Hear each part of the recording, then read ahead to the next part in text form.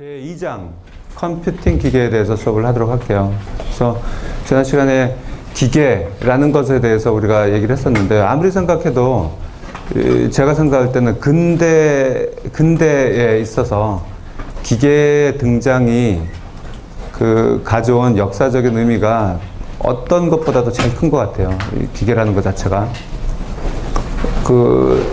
가만히 생각해 보세요. 이쪽부터 여러분들 보세요. 여기에 옛날 14세기, 13세기 농경시대, 그 다음에 중세 종교개혁 시대가 있었죠. 종교. 그 다음에 과학의 시대가 있었고, 그 다음에 1800년대 들어오면서 산업시대가 시작이 됩니다. 산업시대. 여기서부터 흘러오는 걸 쭉 보세요. 이렇게 오다가 농경 도구들도 있었고, 그 다음에 과학의 발전. 과학은 지난 시간에 얘기한 것처럼 어떤 현재 있는 현상을 가만히 보고 그 현상을 관찰해서 어떤 법칙을 찾아내는 거가 과학의 본질이라고 얘기를 했어요. 그죠? 그러다가 1800년대에 기계가 발명이 됩니다. 기계가. 이 기계가 등장하고 우리 일상생활에 등장하면서 가져온 변화가 엄청나게 많아요. 사람들의 사고방식도 완전히 바뀌게 됩니다. 요 하나의 그 기계 때문에, 도구 때문에.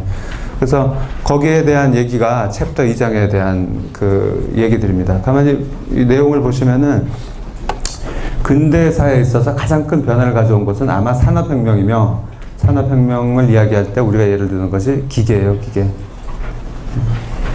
예를 들어서 기계라고 그러면은, 직물을 만들었는데 수공업으로.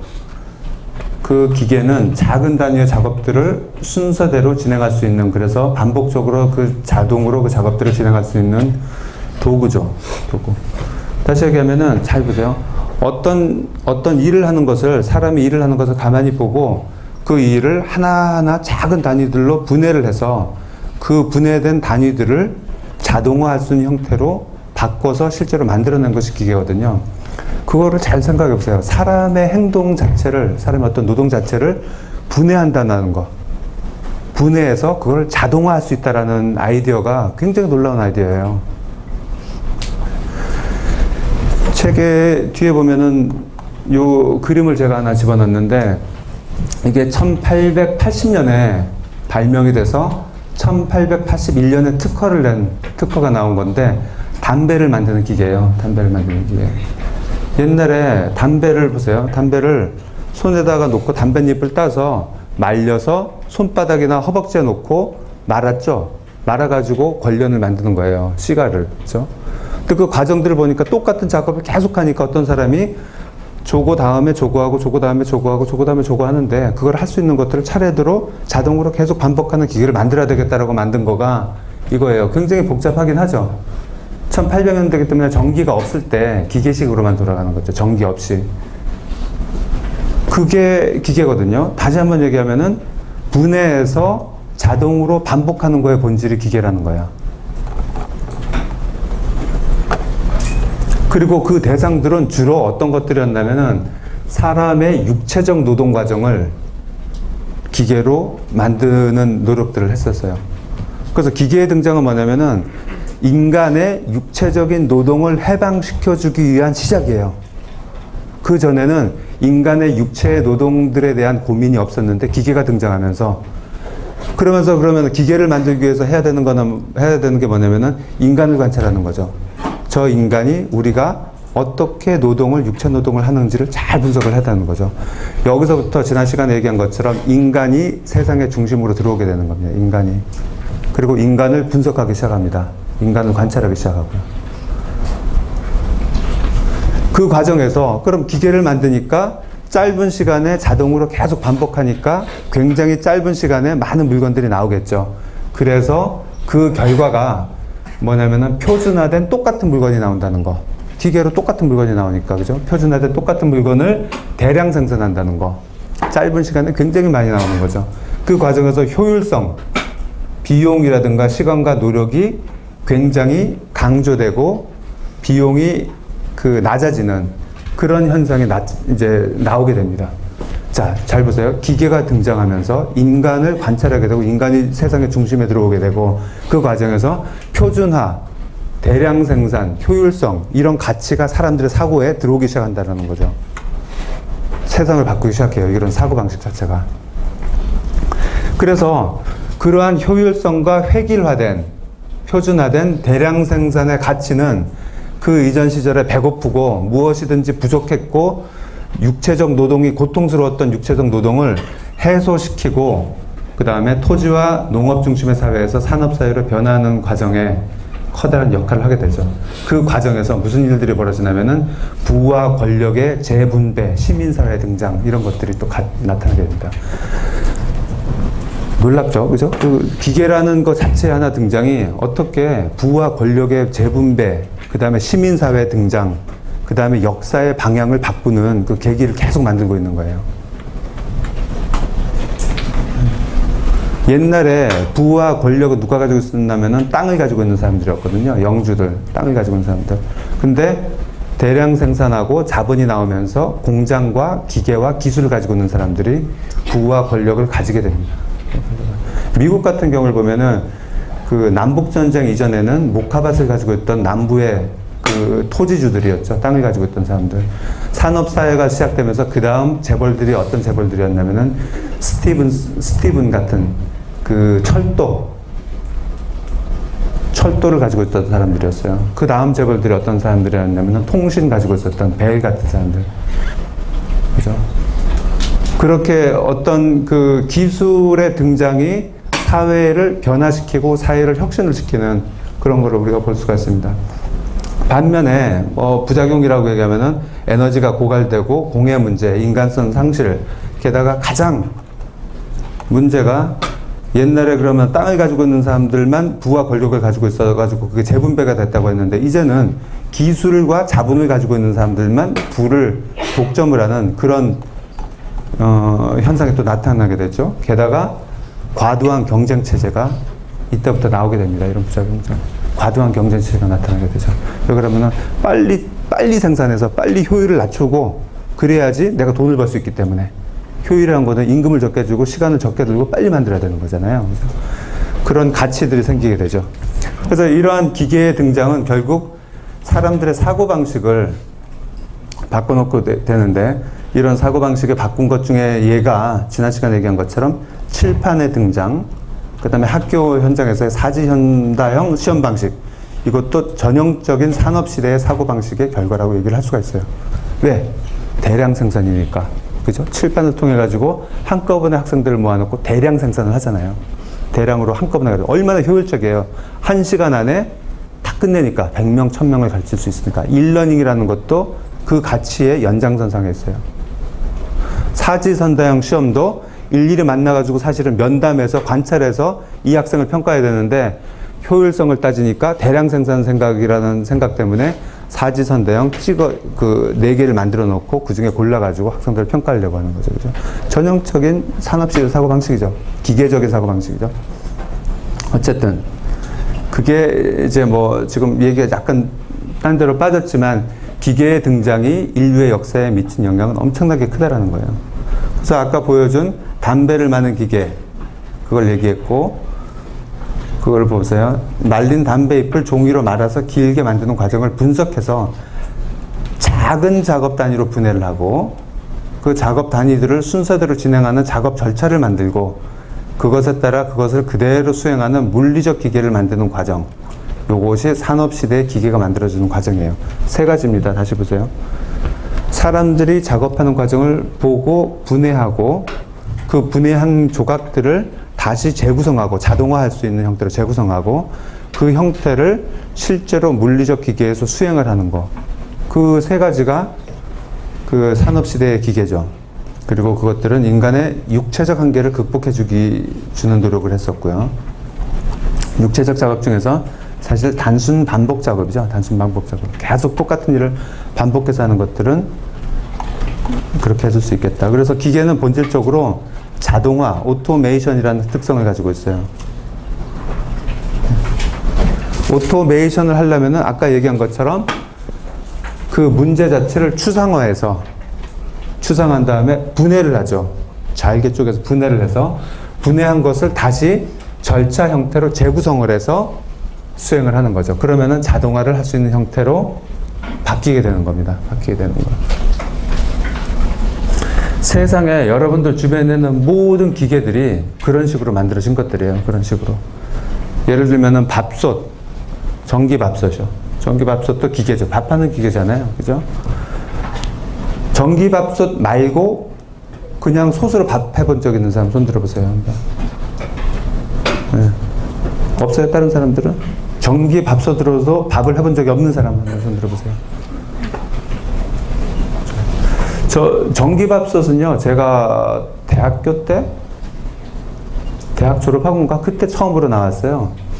그나마 우리나라 제품은 없어서 일본에 있는 제품들을 막 수입해 오다가 우리나라 회사가 처음으로 만들어졌거든요. 아주 늦게 만들어졌어요. 그 전에는 전부 밥을 했죠. 그래서 저는 전기밥솥이 처음 나왔을 때 굉장히 신기했어요.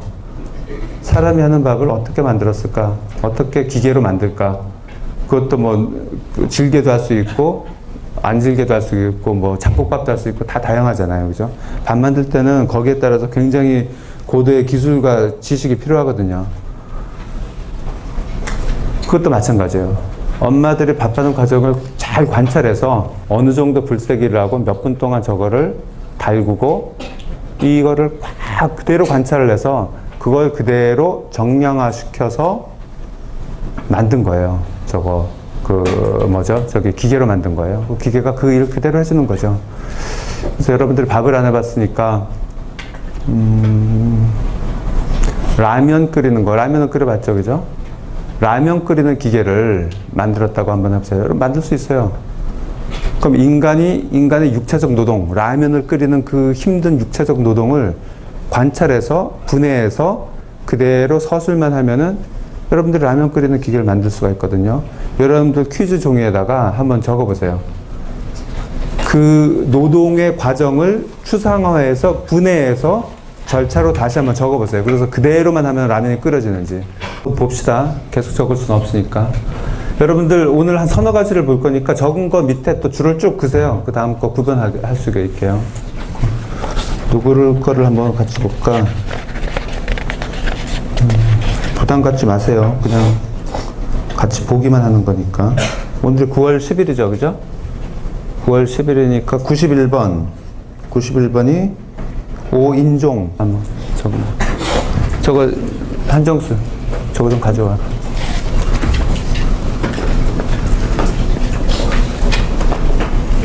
자, 여러분들과 한번 같이 봅시다. 그냥 여러분들하고 비교해 볼 수도 있고요. 그런데 여러분들이 이제 여기 룰이 있어요. 여러분들 머릿속에 지식과 지능을 완전히 없애서요. 여러분들이 그냥 바보 기계라고 생각하고 여기서 얘기하는 것만 그대로 따라해 보세요. 그러면은 뭐가 만들어지는지를 한번 같이 봅시다. 여러분들 머릿속에 생각을 완전히 없애세요. 그냥 여러분들은 아무 생각도 할 수 없는 기계예요, 기계. 1. 물을 끓인다. 2. 물이 끓으면 면과 숲을 넣는다. 무슨 문제 있나요, 지금까지? 네. 물이 끓는지 안 끓는지를 그거는 그냥 안다고 합시다. 그냥 보글보글 하면은.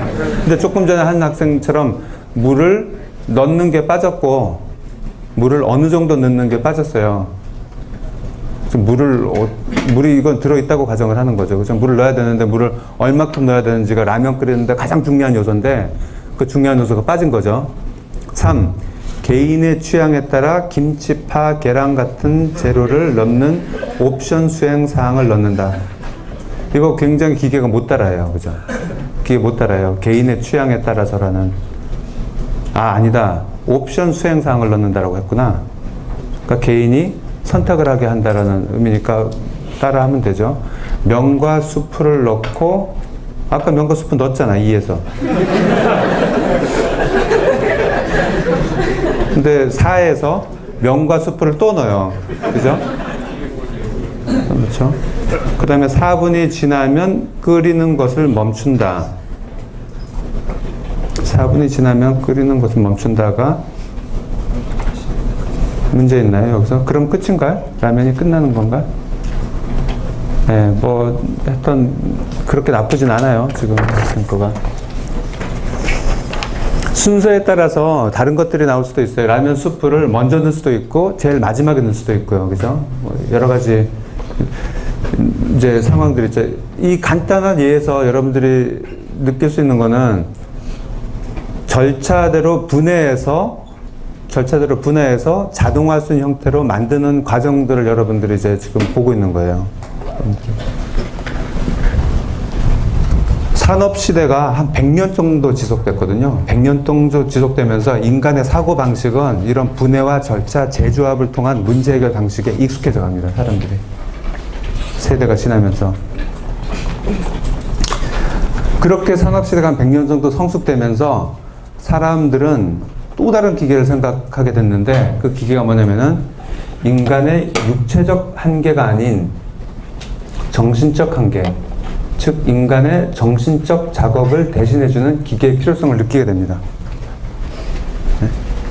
육체적 노동은 노동이 아니잖아요. 정신적으로 매일 똑같은 거를 계산하고 뭔가를 정리하고 이런 직업을 가지고 있는 사람은 이것도 똑같이 반복하는 건데 그것도 똑같이 분해해서 자동화할 수 있는 형태로 만들면 되지 않을까라는 생각을 하게 됩니다.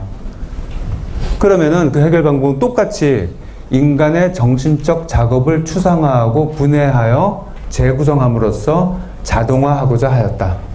그렇게 만들어진 것이 바로 머신인데, 기계인데 뭐냐면은 컴퓨팅을 하는 머신이다라고 얘기를 해서 컴퓨터라고 얘기를 하는 겁니다.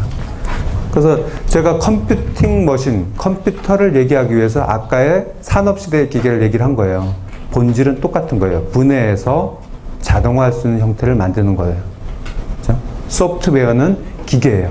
그런 의미에서 자동화해서 반복해서 자동화하는 어떤 도구죠. 소프트웨어라는 것 자체도. 그러면은 조금 전에 누가 이렇게 질문을 할 수가 있어요. 아니, 사람의 생각 자체를 분해해서 자동화하는 도구로 만들었으면은 생각이니까 thinking 머신이라고 해야 되지 않는가?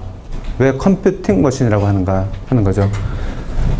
사실 처음에 뒤에 나오지만 알란 튜링이라는 사람이 이 아이디어를 내서 컴퓨터의 모델을 처음 만들 때 그 사람 논문에 붙인 이름이 thinking 머신이었어요. 실제로. 그럼 그 아이디어가 우리가 느낌이 오잖아요. 머릿속의 생각을 기계로 만들겠다라는 거죠. 분해해서. 근데 컴퓨팅 머신이라고 한 것은 아직도 띵킹의 본질에 대해서 우리가 알지 못하는 게 많고, 띵킹은 굉장히 많은 종류로 이루어져 있는데 그 중에 일부분이 컴퓨팅이에요.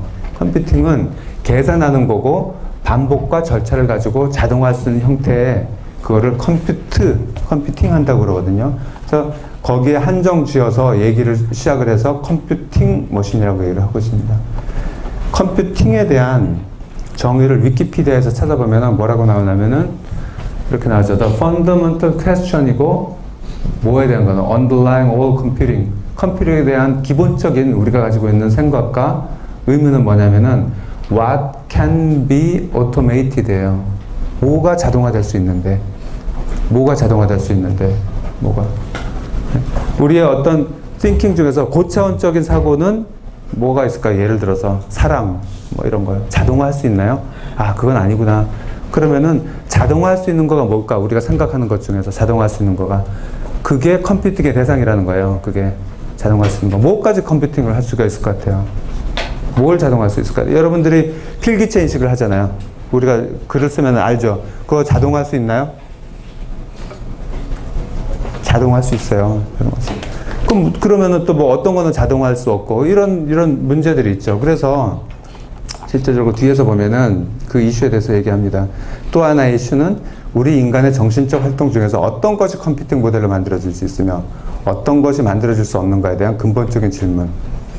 인간의 모든 정신적 활동을 복잡하긴 하더라도 결국 컴퓨팅 모델로 낼 수 있을 것인가? 어떻게 생각하세요? 컴퓨팅 모델로 만들 수 있을 것인가? 다 만들 수 있다고 생각하는 사람들이 있어요. 컴퓨팅 모델로 다 만들 수 있다. 자동화할 수 있는 형태로 만들 수 있다. 분석만 잘하면 인간의 사고 절차를. 여기에 대한 부분이 컴퓨테이셔널 티어리라는, 컴퓨터 사이언스 쪽에서 컴퓨테이셔널 티어리라는 아주 어려운 그 분야가 또 있습니다. 그래서 거기서도 만들어놨어요. 어떤 문제가 있으면 이건 컴퓨터 할 수 있다? 없다. 이거를 증명을 해냈어요. 수학적으로. 그런 것도 미리 알아두시면 좋을 것 같고요. 자, 그래서 다시 얘기하면은 컴퓨팅 머신은 그냥 머신하고 똑같은데 반복적으로 자동화하는데, 자동화할 수 있는 형태의 사람의 그 어떤 정신 활동을 끄집어내서 분석해서 하는 것이다. 이런 것들이죠. 여기까지 얘기를 했고, 예를 들어서 이걸 한번 생각해보세요. 128 곱하기 970, 63. 9763. 이거 우리 계산할 수 있죠? 계산할 수 있죠, 그죠? 어떻게 계산해요? 규칙이 있잖아요. 아까 여러분들이 라면 끓이는 법 적은 것처럼 1, 2, 3, 그대로 여러분들이 따라하는 거예요. 여러분들이 중학교 때, 초등학교 때 맞아가면서 공부했기 때문에 딱 보면은 그 식대로 그대로 움직이는 거예요. 여러분들이 하는 그 방식 그거가 그대로 지금 컴퓨터에서 하고 있는 거예요. 컴퓨터에서. 어떻게 하는지 여러분들 아세요, 근데? 그렇죠? 여러분들 그 종이에다가 밑줄 근 밑에다가 다시 한번 적어보세요. 이번에는 128 곱하기 9763이 아니라 숫자 A와 세 디짓, 세 자리 숫자 A와 네 자리 숫자 B, 어떤 숫자라도 상관없어요. 그것의 곱셈을 여러분들이 실제로 어떤 식으로 하는지 1, 2, 그 순서대로 한번 적어보세요.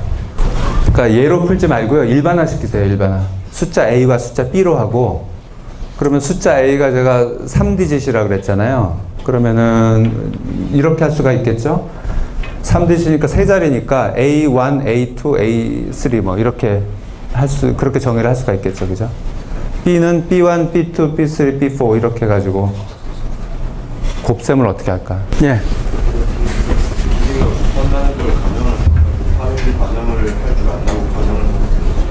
예, 우리 곱할 줄 알잖아요. 네. 그거를 그대로 자기 머릿속에 있는 것을 그대로 어떻게 내가 일처리를 하는지를 내가 아는 것 자체가 되게 어려운 일이에요. 여러분들이 지금 한번 해보게 하는 거예요. 내가 내 머릿속에서 정보 처리를 어떻게 하는지를 내가 알면은 개선할 여지가 굉장히 많거든요. 개선이 되고 새로운 걸 만들어낼 수가 있어요, 우리가.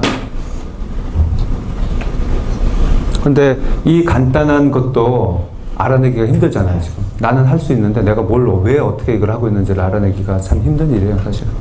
이 간단한 것도. 자, 한번 봅시다. 지금 11시 17분이니까 17번 봅시다, 17번. 17번이 안 왔네.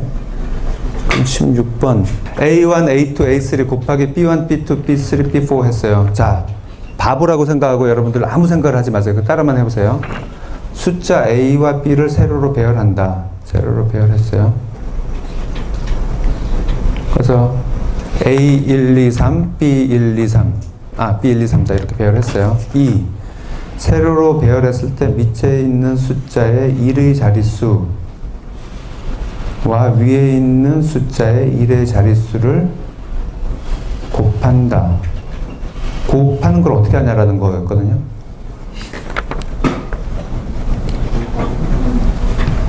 그거는 줘야 되나? 곱하는 거는 이미 정해져 있어야 되나? 곱한다고 합시다. 곱한다고. 곱의 결과 1의 자릿수를 A3 밑에 적고 10의 자릿수는 A3 위에 적는.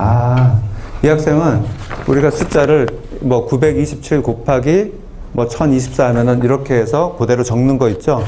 그걸 그대로 그냥 적었어요. 그죠? 그렇게 하면 되겠죠? 그렇게. 이런 식으로. 그대로 그냥 우리가 손으로 쓰는 거를 그대로 표현을 했으니까. 그죠? 네, 여러분들 한 것과 한번 비교해서 생각해 보시기 바랍니다. 자, 지금 여기서 얘기한 거가 잘 보세요. 아까 우리의 머릿속에 있는 생각 자체를 어떻게 자동화해서 반복 작업으로 만들 수 있을까 하는 거가 이슈라고 그랬잖아요. 그러면서 그 다음에 내가 한 질문이 우리의 머릿속의 생각에 어떤 것이 자동화할 수 있는 것인가 또 이슈라고 그랬잖아요. 그걸 우리가 잘 모르니까. 그죠?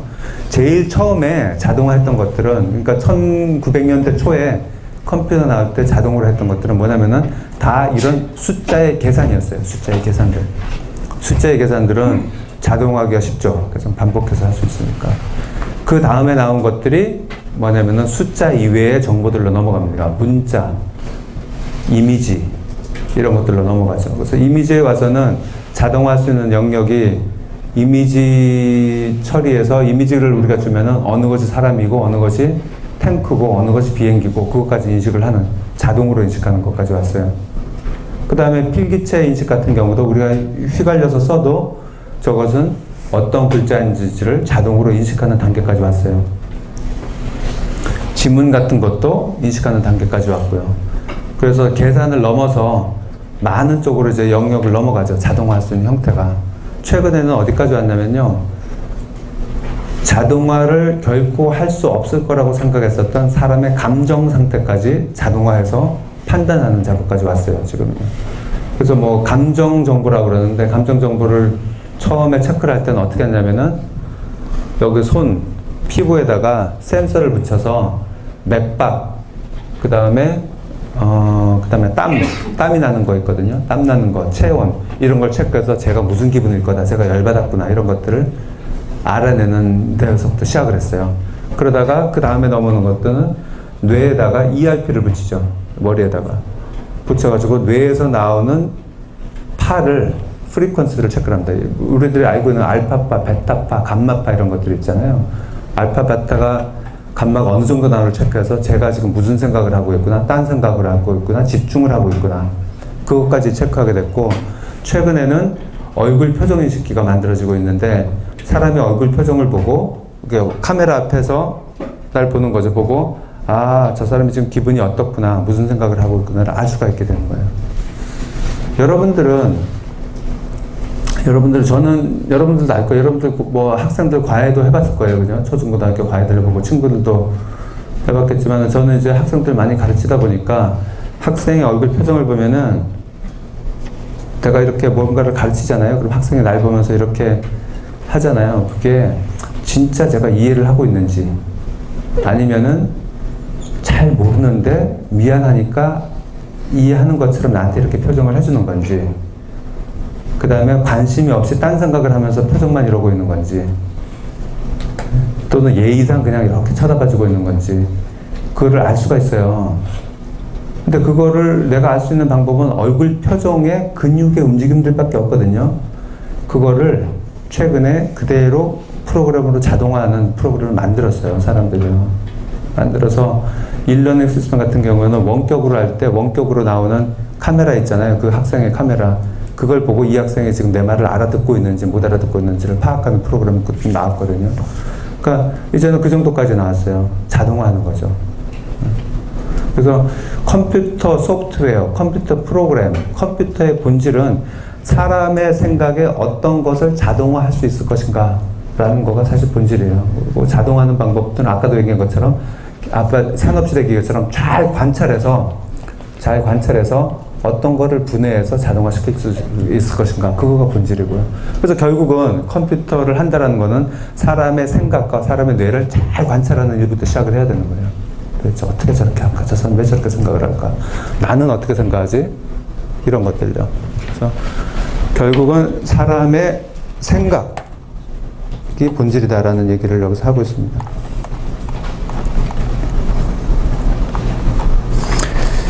그래서 여기서 그 다음에 또 나온 거가, 이 과정을 여러분들이 지금 조금 전에 곱하기를 적어봤는데, 그 과정에서 가장 놀라운 것 중에 하나가 추상화의 힘이에요. 추상화. 추상화라 그러면은 추상화는 단계가 있죠. 그래서 제일 높은 단계라고 그러면 아까는 곱하기인데 제일 밑으로 내려오면은 몇 번째와 몇 번째를 어떻게 한다, 뭐 여기까지 내려오는 거죠, 추상화 단계가. 그래서 사실 컴퓨팅 자체는 사람의 생각 자체를 어디까지 낮은 레벨로 추상화할 것인가 라는 것들에 대한 거고, 거기서 제가 무슨 얘기를 여기서 썼냐면은, 옛날 컴퓨터들은요, 가장 기본적인 컴퓨터들은 이진수에 대해서 사칙 연산만 하는 회로만 들어있었어요. 더 나가서는 이진수의 덧셈만 하는 회로만 가지고 있어요. 덧셈만. 회로가 덧셈만 하는 거예요. 덧셈만. 그러면은 결국 뭐냐면, 이게 thinking machine이라고 얘기를 하는 거예요. 그럼 결국 우리가 얘기하는 건 뭐냐면은, 사람의 생각 자체를 추상화 단계를 로우 레벨로 계속 분해해서 더하기 형태로만 쫙 나열을 하면은, 그러면은 여기다가 집어넣으면 더하기 자동으로 하잖아요, 이 기계는. 그러면 이 더하기만 하는 기계가 사람의 thinking machine이라는 거예요. 그래서 실제로는 더하기만 하는데, 그럼 그 과정을 보면은 우리가 우리의 생각 자체를 어디까지 그 형태로 이렇게 추상화를 할 수 있을 것인가 라는 거가 본질인 거죠. 그래서 여기 그림을 조금 이상하게 그렸는데, 세상에 문제가 있으면은 그 세상의 문제, 예를 들어서 필기체를 인식한다든가 뭐 이런 것들요, 그거를 수치값으로 변환을 해서 사칙 연산 계산만으로 문제를 해결할 수 있는 형태로 추상화만 시키면, 그럼 사칙 연산할 수 있는 기계에 집어넣어서 반복 작업으로 하면은 나오는 문제가 그 문제를 해결한 거라는 거죠. 그래서 사실 조금 전에 여러분들이 라면 쓰는 거라든가 라면 끓이는 거 아니면 곱하기 하는 것들은 우리의 생각 자체에서 추상을 했지만 우리가 컴퓨터라는 기계에 대해서 뭔가를 할 때는 컴퓨터라는 기계가 요구하는 단위까지 단위로 우리가 추상을 해야 되는 그런 작업은 사실은 또 있어요. 거기에 대해서는 한 중간고사 후에 조금 더 컴퓨터에 맞는 형태로 추상하는 것들을 우리가 가고 그 전까지는 일반적인 추상화 연습을 좀 우리가 해볼 겁니다. 1940년대에 알란 튜링이라는 사람이 이러한 컴퓨팅 모델, 즉 인간의 생각이죠. 컴퓨팅 모델이 이걸 흉내낼 수 있을 거라고 생각해서 범용적인 수학적 모델을 만들었는데 그 이름이 튜링 머신이에요. 머신이라고 해서 실제로 기계를 만든 게 아니고 자동화할 수 있는 형태의 뭐 예를 들자면 수학 공식 같은 걸 만든 거죠. 자기 이름을 붙여서 튜링 머신이라고 하고 그 튜링 머신이 오늘날 컴퓨터의 본질이 된 거예요. 본 모습이 된 거죠. 전자식 컴퓨터에 자동화할 수 있는 형태. 그리고 그 튜링 머신이 그대로 오늘날의 컴퓨터로 만들어진 겁니다. 그리고 튜링은 띵킹 머신을 연구를 했고 첫 번째 만든 논문이 이 사람이 띵킹 머신이라는 논문을 내면서 1940년대 이거를 시작을 했었어요. 54년에 42살에 의문의 죽음을 당했죠. 나중에 한번 우리 알란 튜링에 대해서 얘기를 이제 우리가 할 시간이 있을 텐데 뭐 과학에서는 노벨상이 있잖아요. 컴퓨팅 쪽에 노벨상이라고 얘기하는 거가 튜링 어워드라고 있어요. 이 사람 이름을 붙여서 튜링 어워드라고 합니다. 그 정도로 유명한 사람이고 영국 사람이고요. 이 사람이 죽을 때 아직도 이 사람의 이게 죽는 사건에 대해서 아직도 말이 많은데 튜링이 이제 죽은 그 날이 되면은 아직도 뉴스에 많이 나오거든요. 그 사과를 먹다가 죽었는데 경찰에 가보니까 한 입 베어 묵은 사과가 있었어요. 사과 먹고 죽었어요. 근데 사과에 독이 묻어 있었어요. 신데렐라 얘기 같죠, 그죠? 신데렐라인가 백설공주인가? 네, 백설공주죠. 백설공주 얘기 같죠. 그래서 애플 컴퓨터가 처음 나왔을 때 애플 컴퓨터의 로고가 한 입 베어 먹은 사과가 무지개 색깔로 있었거든요. 지금은 무지개 색깔 없었어요. 여러 가지 오해를 많이 주고 있기 때문에. 그때 처음에는 무지개 색깔의 한 입 베어 먹은 사과였는데 알란 튜링을 의미하는 거라고 사람들은 얘기를 하고 있었죠. 그러니까 알란 튜링이 이제 호모섹슈얼이었거든요. 동성연애자였거든요. 그래서 무지개 색깔의 동성연애를 표시를 하는 거였죠. 그죠? 그래서 뭐 여러 가지 의미가 있는데 애플은 계속 아니라고는 얘기를 하다가 색깔을 바꿨어요. 색깔을 지금은 메탈 색깔로 바꿨어요. 지금은 무지개 색깔은 없애고. 어쨌든 나중에 알란 튜링에 대해서 우리가 한번 볼 기회가 있을 겁니다. 이 사람에 대해서. 자, 그럼 지금까지 한 거를 다시 한번 생각을 리뷰를 해보면 어떻게 우리가 띵킹하는 과정을 잔혹할 수 있는 형태로 바꿀 것인가 하는 형태를 다시 보면은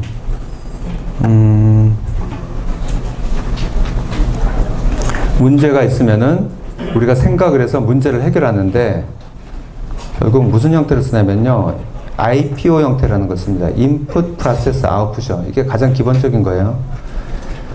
우리는 눈, 귀, 코를 통하여 정보를 입력받고 그것을 처리하고 그것을 출력시킵니다. 아웃풋시킵니다.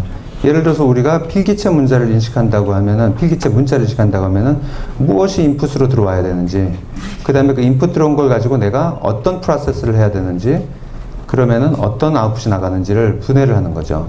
그래서 문제가 들어오면은 단위 정보를 분해해서 아까 우리가 분해한 것처럼 분해하고 분해한 것들을 재조합해서 아까 재조합했죠.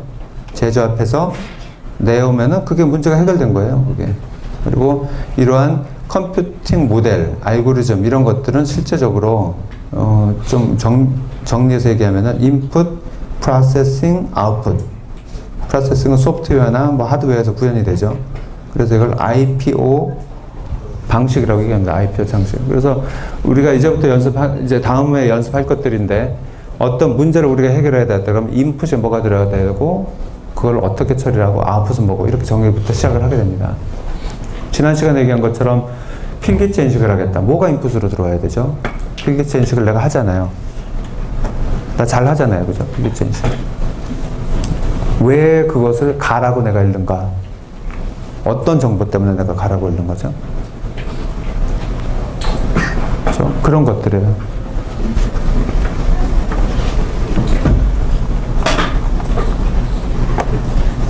그래서 입력되는 정보를 분해해서 정보 단위로 만들고 디지털화하는 과정을 통틀어 정보의 코딩이라고 얘기한다. 우리가 사용하는 언어, 문자, 숫자들도 코딩한 것들이죠. 그죠? 코딩한 것들. 프로그래밍 하는 것도 코딩한다고 얘기해요. 우리 머릿속에서 처리하고 있는 것들을 끄집어내서 형태로 표현한 것들을 다 코딩이라고 얘기를 합니다.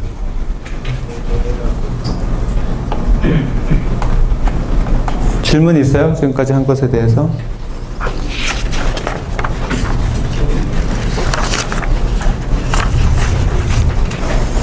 자, 그러면 다음으로 내려가지 않고 이거는 다음 시간에 하고요. 지금 30분이니까 여러분들 그 적은 거 있잖아요. 거기 하나만 더 적고 수업을 끝내도록 합시다.